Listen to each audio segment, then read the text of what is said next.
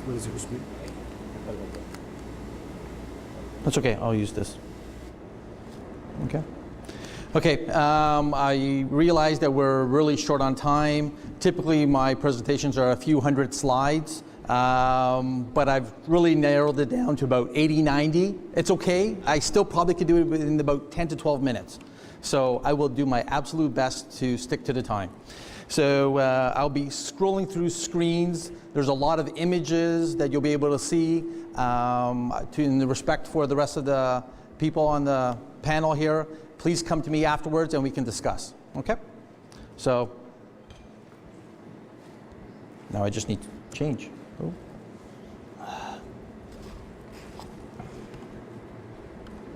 There. This is actually a quote from our founder of Optech, from the depths of the ocean to the surface of Mars. And this is describing the products that we have to offer the market. This is a quick overview of our airborne systems. We have our Orion systems, the Orion C, M, and H, from a very low altitude to a very high. We have our Pegasus, which is the first dual LiDAR system in the market. Then our bathymetry systems, our SeaSmill, and our Aquarius sensors, which are also used for bathymetry work. This is a quick overview of our cameras. We have really focused on the medium format cameras to be associated with our airborne LiDAR. So we have our CS10000, we have different thermal, multispectral, and some of our other cameras that can be used in oblique imagery as well. And last is our Lynx SG1 and our very new Lynx MG1 for mobile mapping. So these are a few things that I'll be talking about over the next 9 minutes. And of course our ILRIS. This is something that Dr. Mohammed El-Habibi will be talking about as well a little bit later on. So this is a quick overview of our airborne system. So depending on the type of system, you can actually use it in different AGLs, different altitudes, and you could be collecting different types of data. So this is a quick overview of our Orion C, M, and H. Very easy installations. Our whole Orion sensor head is basically 35 centimeters by 35 centimeters by 25 centimeters, so it's a very small, compact system. Orion versatility, so we're talking about different intensity, height, and doing a combination of the data. This is Orion asset management imagery. So this was probably collected at probably 400 meters AGL. This is actually using an Orion M, Orion H for high altitude, but it's more of the wide area mapping.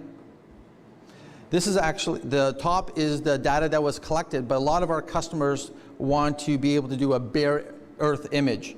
And that bottom image was what you can actually extract the power lines, buildings, forests, and get the bottom.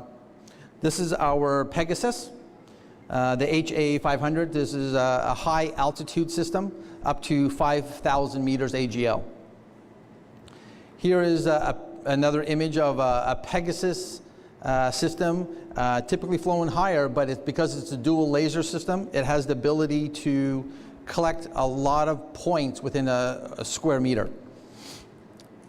Here's more topographic maps. Here's an image of downtown Toronto with the CN Tower, the Sky Dome, and our many skyscrapers. Pegasus, it's a 500 kilohertz system, so very high point density. Another example of some rural areas, farm vegetation. All of these airborne systems can be used for multiple purposes. You know, vegetation encroachment is one, sag analysis for power lines. Here's another power line image. This is actually right from the data that was collected, not processed, nothing. This is actually the data that you get immediately. Here's some more power line surveys, and this is going back to that bare earth image in the top left-hand corner, bare earth, and then all the data that was collected is in the bottom right. So depending on what you're delivering to the customer, you can actually decide on what to provide them. Some more power line imagery. You know, the power line imagery can be substituted for highways, for pipelines, etc. Really a corridor application. Here's a quick video. This was collected with one of our Orion airborne sensors. This has been post-processed, and this was something that was delivered to the end customer. They wanted to determine on each of the wires, and that's why they're color-coded, but also to see what the surrounding areas were, where there was forests, where trees, rivers, other power lines, and you'll see some of the secondary power lines coming up as well. Quickly, I'm not going to spend too much on the cameras. This is one of our medium format cameras, the CS10000. It has interchangeable lens and shutter. These are some of the imagery. So right from this last image, you have the same thing as the airport. This is zoomed into the aircraft up above.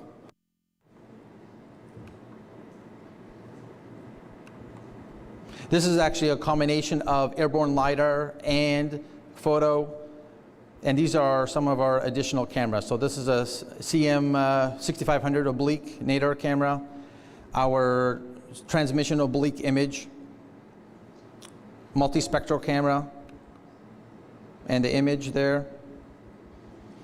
Our thermal cameras, which are becoming extremely popular in many applications. And this is actually an image from a thermal camera. So people need to determine where from the top of the building where there's heat loss from structures. They can determine where people's vehicles are parked for short periods of time versus long periods of time because of the color variance. And moving into the bathymetry section, we have two different types of bathymetry systems. We have Seismil, which is for deep water penetration, and Aquarius is for typically about the 10 meters, 12 meter depth. And with more and more people living close to coastlines, there's a lot of governments, military individuals that need to have this type of detail of seeing underneath the water. So we have onshore, which we can scan, but also near shore. But when you get into the deeper waters, 60 meters plus, you could actually use the sonar technology. So the Optech Seismil system can do that bridge very nicely. So this is a little bit of information about the Aquarius. At the top you see a cross line of the bottom water. So you see the depths of the water in a side profile. This is an example of a Seismil system. We just recently received 2 different awards in February for Seismil. A lot of it's to do with our sensor head and our high diffusion software.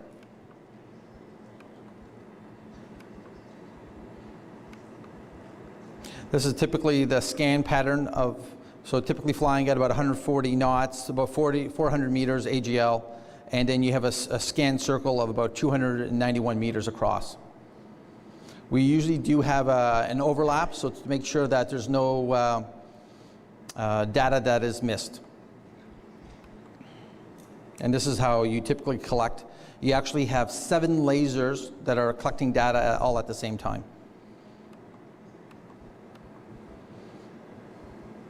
These are different things, so utilities, transport, infrastructure, civil engineering, urban mapping, natural resources, and coast and marina surveying. And here are some examples of some bathymetry projects, very detailed.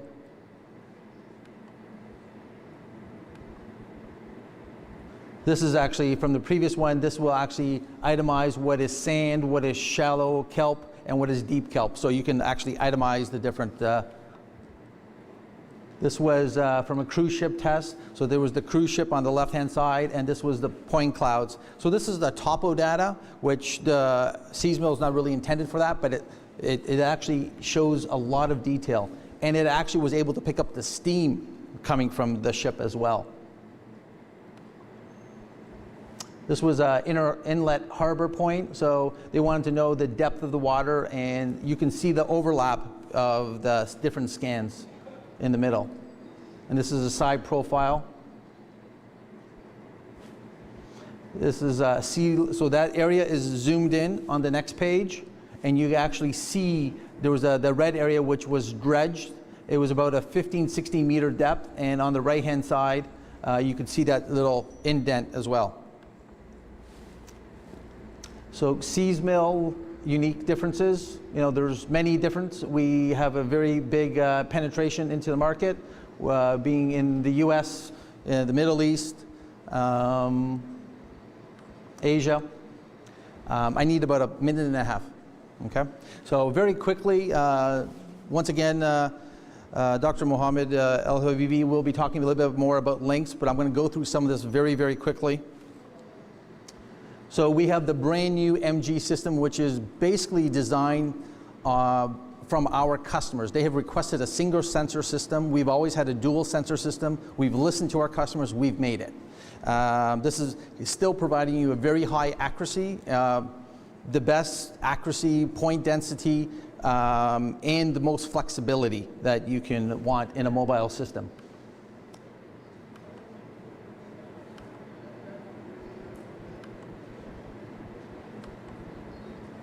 We've actually now also integrated a Ladybug camera, which gives you a full 360 view, and it's been adopted by many customers in the last few months. This is the direction that they're moving towards. So having a 360 LiDAR with a 360 camera view, you're able to paint a beautiful, accurate image.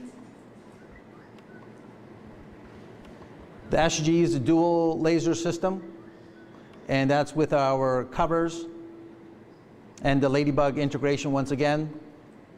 All of our systems can travel up to 250 meters in distance at about a 10 to 15% reflectivity, which is very important.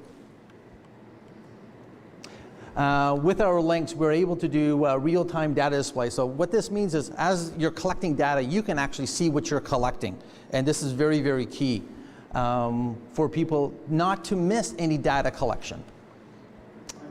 Yes? Okay. And I think that was it. Just a few little images here. So this is actually just some road signs.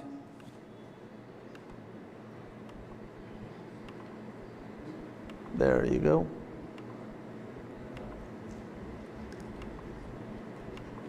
Okay.